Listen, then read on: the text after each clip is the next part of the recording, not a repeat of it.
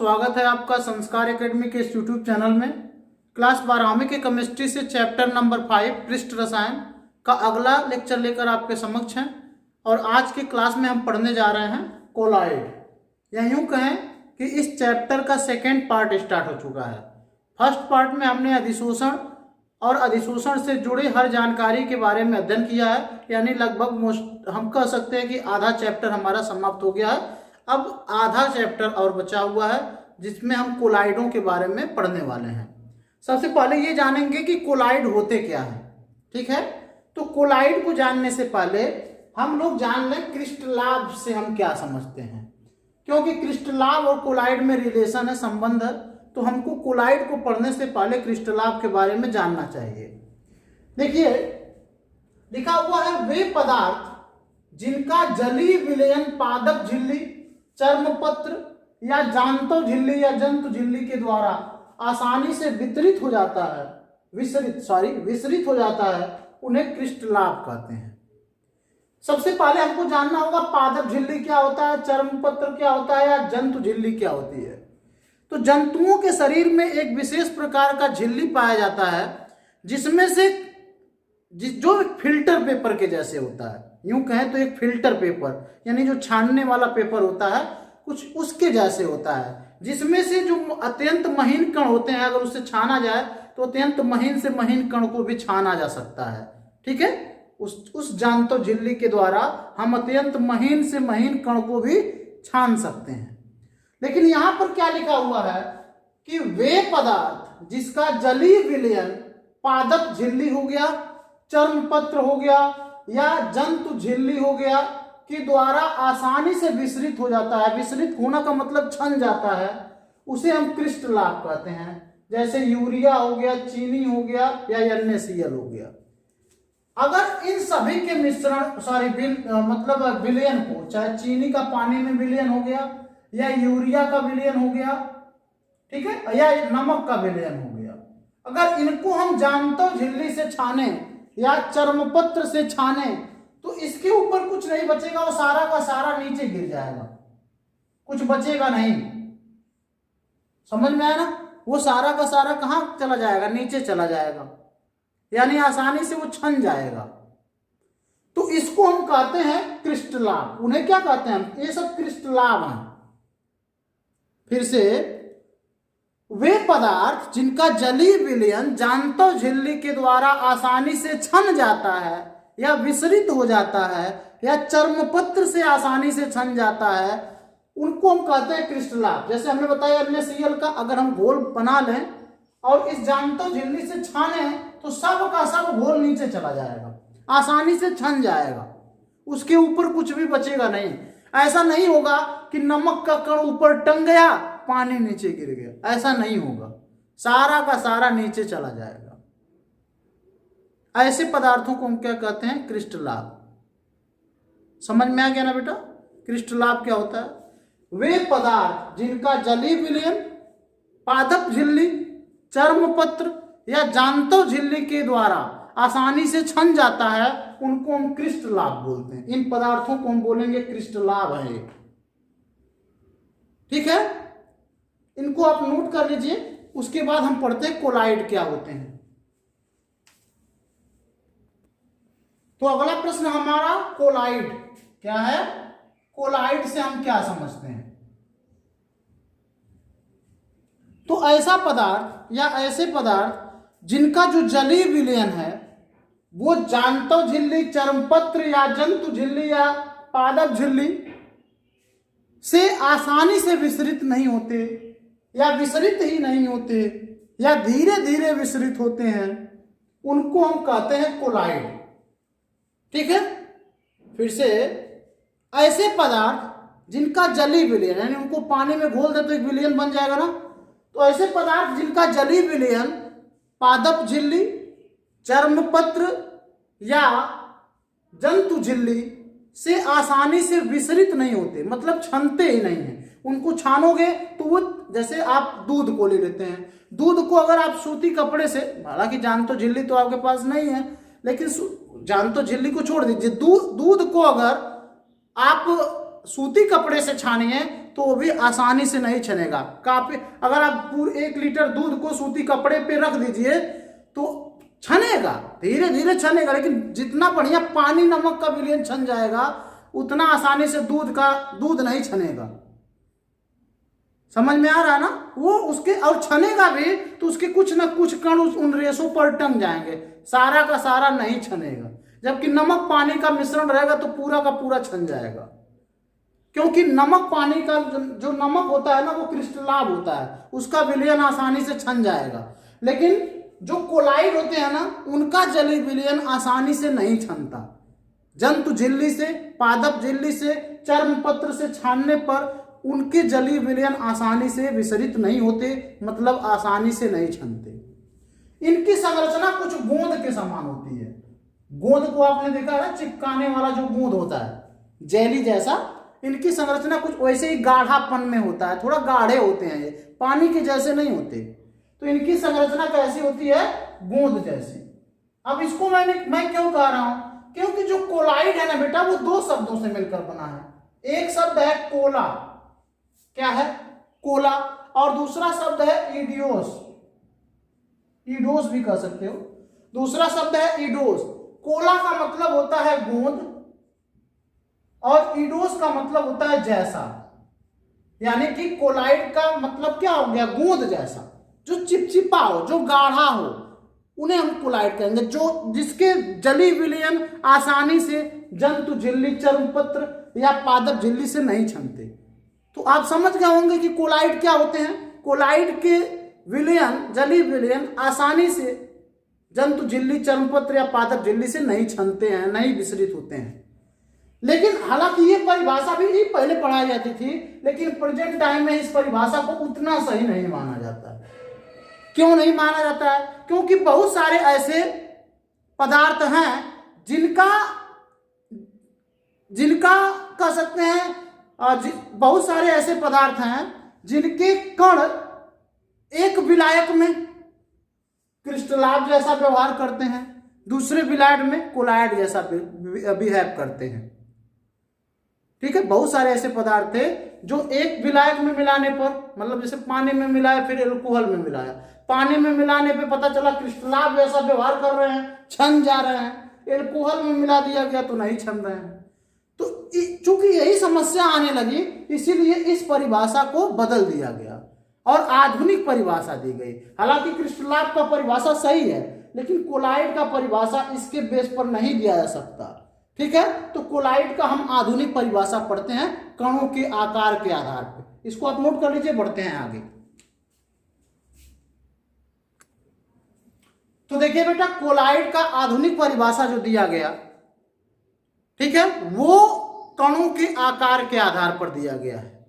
पहली बात ये समझ लीजिएगा, कोलाइड कोई पदार्थ नहीं होता, कोलाइड एक अवस्था होती है। इसको आप समझ लीजिएगा, कोलाइड एक अवस्था है। ठीक है, किसी पदार्थ का नाम कोलाइड नहीं है। कोलाइड किसका नाम है? कोलाइड एक अवस्था का नाम। बात समझ में आई? तो कोलाइड को समझने के लिए हम 3 कॉलम बनाते हैं। यहां पर कॉलम नंबर 1, ये रहा हमारा कॉलम नंबर 2, ये कॉलम नंबर 3। देखिए, अगर हम मिश्रण की बात करें तो मिश्रण 2 प्रकार के होते हैं। एक होता है समांगी मिश्रण। क्या होता है बेटा? समांगी मिश्रण। और एक होता है विषमांगी मिश्रण। विषमांगी मिश्रण। अब आप समझ पा रहे हैं कि मिश्रण क्या होता है? 2 या 2 से अधिक पदार्थों को किसी भी अनुपात में मिला दे, जितनी मर्जी उतना मिला दो, उसको कहते हैं समांगी मिश्रण। जैसे नमक को पानी में, अब हमको चम्मच से गिन के थोड़ी मिलाना है, हम 1 चम्मच मर्जी किया, 2 चम्मच मर्जी किया, 3 चम्मच मिला दिए, तो वो मिश्रण कहलाता है। 2 या 2 से अधिक पदार्थों को किसी भी अनुपात में मिलाने पर मिश्रण बनता है। ठीक है, तो वही मिश्रण 2 प्रकार के हो सकते हैं। एक होता है समांगी और दूसरा होता है विषमांगी। अब सबसे पहले आप ये समझिए कि समांगी मिश्रण क्या होता है। तो जब किसी मिश्रण में प्रत्येक जगह पर उनके अवयवों का संगठन समान हो, जब किसी मिश्रण में प्रत्येक जगह पर अवयवों का संगठन समान हो तो उसको कहते हैं समांगी मिश्रण। समझ में आ गया ना? जैसे पानी में अगर हम नमक मिला दें बेटा, पानी में अगर हम क्या मिला दें, नमक, तो अगर हम यहां चेक करेंगे, अगर मैं कहूं कि जो ऊपर है, नीचे है, बीच में है, हर जगह चेक करेंगे तो पानी और नमक समान मात्रा में मिलेंगे। चाहे ऊपर चेक कर लीजिए, बीच में चेक कर लीजिए, नीचे चेक कर लीजिए, हर जगह पानी और नमक समान मात्रा में घुल जाते हैं, बढ़िया से अगर घोल दिया जाए तो। ठीक है, लेकिन अगर हम बालू में चीनी मिला दें, बालू में चीनी मिला दें, तो आप कितना भी बढ़िया से मिलाइए, लेकिन हर जगह बालू चीनी समान नहीं रहेगा। कहीं पर चीनी ज्यादा होगा, कहीं पर बालू ज्यादा हो जाएगा, कहीं पर ज्यादा चीनी चीनी ही नजर आएगा, कहीं पर बालू बालू ही नजर आएगा। ये एक समान तो हो ही नहीं सकता, संभव ही नहीं है। तो आप समझ गए होंगे, उनको हम कहते हैं विषमांगी मिश्रण, जिनमें ऐसा मिश्रण जिनमें उनके अवयवों का संगठन हर जगह समान नहीं होता, उनको हम विषमांगी मिश्रण कहते हैं। और ऐसा मिश्रण जिसमें उनके अवयवों का संगठन हर जगह समान होता है, उनको हम क्या कहते हैं, समांगी मिश्रण। ठीक है, जैसे नमक में पानी को घोलना, ये समांगी मिश्रण है। समझ में आ गया ना बेटा? तो समांगी मिश्रण को क्या कहते हैं? समांगी मिश्रण को विलयन भी कहते हैं। याद रखिएगा, समांगी मिश्रण को क्या कहते हैं? विलयन कहते हैं। और विषमांगी मिश्रण को क्या कहते हैं? निलंबन कहते हैं। ये याद रखिएगा आप, निलंबन। ठीक है, समांगी मिश्रण को हम विलयन कहते हैं, विषमांगी मिश्रण को हम निलंबन कहते हैं। अब देखिए, निलंबन का उदाहरण दीजिए। तो जैसे पानी में हमने रेत को घोल रखा है, पानी में हम मिट्टी को घोल दिए हैं या रेत को घोल दिए हैं। ठीक है, पानी प्लस मिट्टी लिख सकते हैं। अब कितना भी अच्छी तरीके से मिट्टी को पानी में घोलिए, ठीक है, उसमें हर जगह मिट्टी पानी समान नहीं रहेगा, अस्पष्टता दिखाई भी देते हैं उनके कण। और यहां पर हमने किसमें, पानी में नमक घोल दिया, पानी प्लस नमक। ठीक है, अब इसमें मैं कहूं कि देखो कहां है नमक का कण, तो आप नहीं देख सकते, इसमें नमक के कण कहीं भी दिखाई नहीं देंगे। लेकिन यहां पर मिट्टी के कण कितना भी बढ़िया से घोल दो तो इसमें मिट्टी के कण स्पष्टता दिखाई देंगे। ऐसा क्यों होता है? क्योंकि यहां पर जो इनके कणों का आकार है, ठीक है, जो विलेय के कणों का आकार है, विलेय के कणों का आकार वो 1 नैनोमीटर से कम है, 1 नैनोमीटर से कम। अब आप सोच सकते होंगे कि कितनी छोटी संख्या है, 1 नैनोमीटर से भी कम है। इनमें जो कण घुल रहे हैं, नमक के कण विलयन में, तो विलयन में किसी भी विलेय के कणों का आकार 1 नैनोमीटर से कम हो जाता है। और यहां पर इनके कण स्पष्टता दिखाई दे रहे हैं। क्यों? क्योंकि इसमें जो कणों के आकार हैं, घुलने वाले कणों के आकार, घुलने वाले कणों के आकार जो हैं वो 1000 नैनोमीटर से भी ज्यादा हैं, 1000 नैनोमीटर से अधिक हैं। बात समझ में आ गई ना? इसमें कण जो भी हम घोल रहे हैं, चाहे नमक चाहे चीनी, उनके कण इतने छोटे हो जा रहे हैं कि वो 1 नैनोमीटर से भी कम हो जा रहे हैं। इसीलिए वे इतने अच्छी तरीके से घुल जाते हैं कि दिखाई तक नहीं देते। ठीक है, और इसीलिए इनका संगठन हर जगह समान हो जाता है। लेकिन इसमें जो कण हम घोल रहे हैं, उनके कणों का आकार 1000 नैनोमीटर से अधिक होता है, और इसीलिए वो दिखाई भी देते हैं और उनका संगठन हर जगह समान भी नहीं होता, और इसीलिए विषमांगी मिश्रण भी कहलाते हैं। अब इन दोनों अवस्थाओं के मध्य की अवस्था, ऐसी अवस्था जिसमें कणों का आकार, घुलने वाले कणों का आकार, घुलने वाले कणों का आकार 1 नैनोमीटर से लेकर 1000 नैनोमीटर के बीच में होता है, 1000 नैनोमीटर के बीच में होता है, उनको हम कहते हैं कोलाइड अवस्था। समझ में आ गया?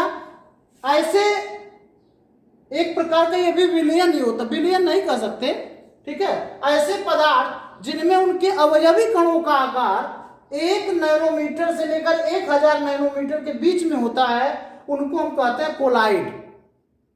उनको हम विलयन नहीं बोल सकते, उनको हम निलंबन नहीं बोल सकते, उनको हम कोलाइड बोलेंगे। जैसे बेटा हमने बताया ना, दूध हो गया, रक्त हो गया। अब इन सब में जो उनके कण होते हैं ना, उनके कणों का आकार 1 नैनोमीटर से 1000 नैनोमीटर के बीच में होता है।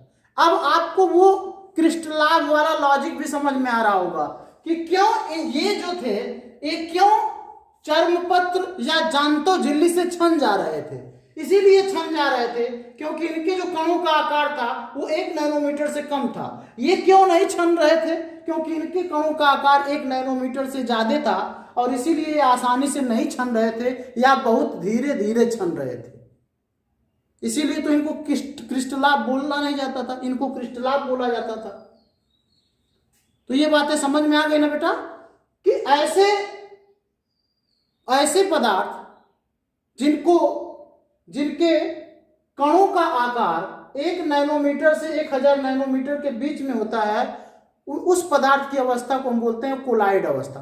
हालांकि कोलाइड कोई पदार्थ तो होते नहीं है, उस पदार्थ की अवस्था को हम क्या बोलेंगे? कोलाइड अवस्था में वो पदार्थ है। समझ में आया?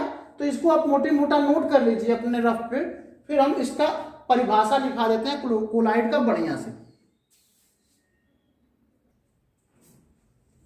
देखिए बेटा, हमने लिख भी दिया है कि वे विलयन जिनके कण वास्तविक विलयन के कणों से बड़े, वास्तविक विलयन के कण कितने होते हैं बेटा? 1 नैनोमीटर से कम होते हैं, ठीक है।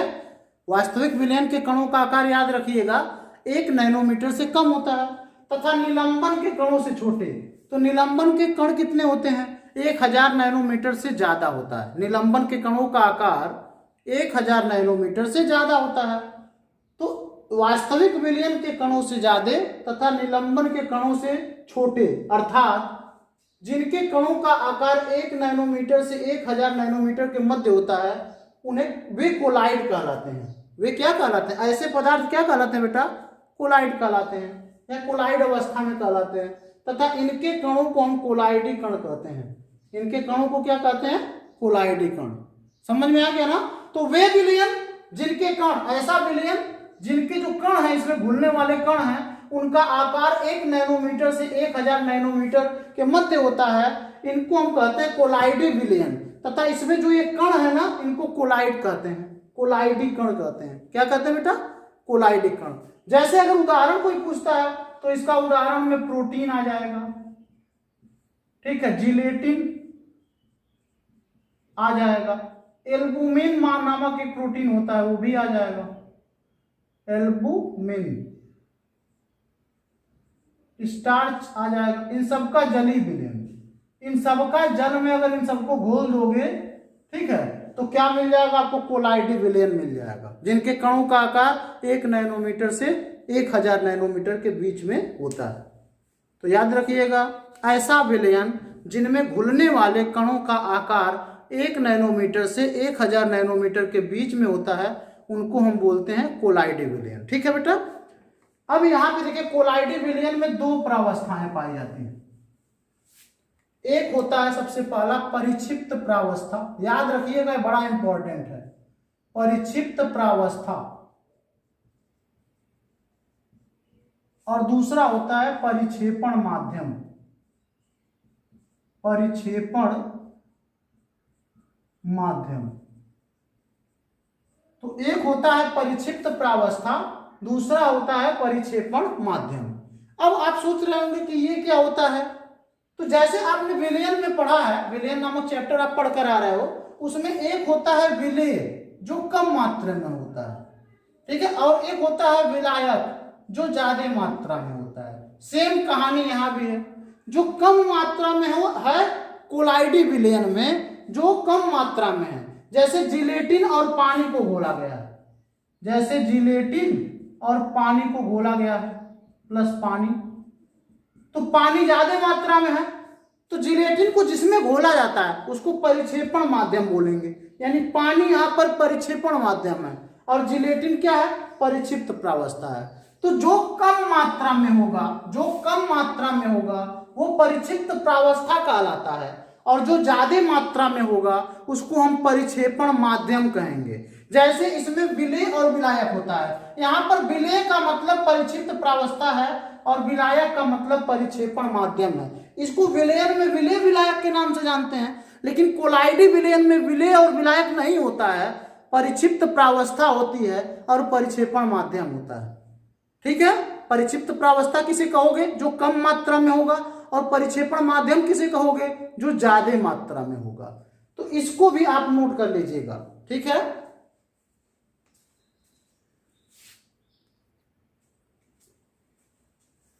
हाँ देखिए बेटा, कोलाइडी विलयनों के गुणधर्म क्या होते हैं, ठीक है, उनकी क्या विशेषताएं होती हैं। तो इनकी विशेषताओं को हम बातों में पीछे पढ़ चुके हैं। जरूरत थी थोड़ा लिखने की तो हमने लिख भी दिया है। आइए पढ़ भी देते हैं, आप पढ़ने के बाद खुद बोलोगे कि मैं ये सब कुछ पढ़ चुका हूं। सबसे पहली बात कि ये विषमांगी होते हैं, तो हमने पहले ही पढ़ाया था आपको समांगी और विषमांगी दो पार्ट में डिवाइड करके, कि जो कोलाइडी विलयन होते हैं वो विषमांगी होते हैं। ठीक है, वो क्यों विषमांगी होते हैं, क्योंकि उनके जो अवयवों का संगठन है वो हर जगह समान नहीं होता है। समझ में आया ना, जैसे आप पानी में रेत मिला दो, वैसे ही दूध में भी हर जगह जो उसमें घुलने वाले कण हैं वो हर जगह समान नहीं होते, तो इसीलिए ये विषमांगी होते हैं। याद रखिएगा, ये विषमांगी होते हैं। दूसरा, इसमें दो प्रावस्थाएं पाई जाती हैं। कौन कौन सी, अभी पीछे पढ़ाया, परिक्षिप्त प्रावस्था और परिक्षेपण माध्यम। इनमें दो प्रावस्थाएं होती हैं, एक परिक्षिप्त प्रावस्था और दूसरा परिक्षेपण माध्यम। तीसरा क्या है, इनके कणों का आकार 1 नैनोमीटर से 1000 नैनोमीटर के मध्य होता है। तो कई बार मैं समझा चुका, इसको मुझे समझाना नहीं है। चर्मपत्र से विसरण की दर मंद होती है। अब पहले शुरू में स्टार्टिंग में मैंने पढ़ाया कि इसमें इन लोगों को अगर चर्मपत्र से मैं छानूं तो ये छनेंगे नहीं आसानी से, बहुत धीमे धीमे छनेंगे। जैसे मैंने दूध का उदाहरण भी दिया था। तो चर्मपत्र से इनके विसरण की दर क्या होती है, यानी विसरण का मतलब छनना, तो छनने की दर बहुत मंद होती है, बहुत धीमी होती है। अगला क्या है, कोलाइडी कणों पर गुरुत्वाकर्षण का कोई प्रभाव नहीं पड़ता। ऐसा नहीं कि इस पे गुरुत्वाकर्षण होने से इन पे कोई इफेक्ट होता है, बिल्कुल कुछ नहीं, गुरुत्वाकर्षण का कोई इफेक्ट इन पर नहीं होता है। और सबसे लास्ट है, कोलाइडी कण धनावेशित अथवा ऋणावेशित हो सकते हैं। तो इसको आप माइंड में सेट कर लीजिएगा कि जो कोलाइडी कण है वो या तो धनावेशित हो सकते हैं या ऋणावेशित हो सकते हैं। ठीक है, तो ये लगभग सभी विशेषताएं आपने पहले भी पढ़ी थी, समझे थे। मुझे उम्मीद है कि ये आपको पूरा टॉपिक आज का समझ में आया होगा। इसको भी आप लिख लीजिएगा। मिलते हैं कल एक नए टॉपिक के साथ अगले क्लास में। तब तक के लिए मस्त रहिए, हंसते रहिए, पढ़ते रहिए, सुरक्षित रहिए। Have a nice day, take care.